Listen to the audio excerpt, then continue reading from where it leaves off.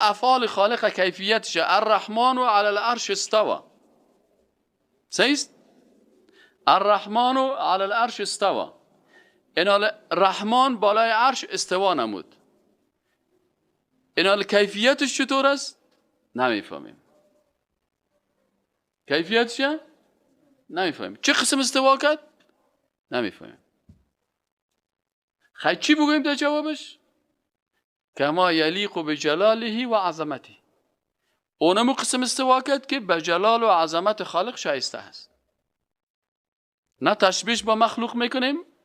عقیده که است، نصف عقیده علم است، نصف عقیده ادب است. در افغانستان بسیاری کسایی که در عقیده مشکل دارن چی دارن؟ دو مشکل دارن. نصفش عقیده رو نمیفهمن و نصفش بی‌ادب هستن. از این خاطر چون عقیده رو نمیفهم از پیشش بی‌ادبی میشه. پس ما الرحمن و علی العرش استوا چی میگیم؟ رحمان بالای عرش استوا نمود. خلاص از کیفیتش سوال نمی کنیم. چرا؟ ما عقیده خواندیم میفهمیم که مربوط به غیب میشه و ما در دایره حس و عقل قید هستیم.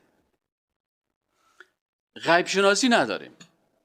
پس مسائل غیب قرآن عظیم شان بر ما بیان کرده، به مو اندازه که قرآن بیان کرده اونم قدر ما قبول داریم. فراتر از او دو فلسفه نمیگیم، از چگونگیش پرسان نمیکنیم. پس تو که عقیده را علمش یاد داری باید نیم سخنای چی باشه؟ نمیفهمم. در غیبیات چی باید بگویم؟ میفهمم یا نمیفهمم؟ نمیفهم. نمیفهمم علم است یا جهل؟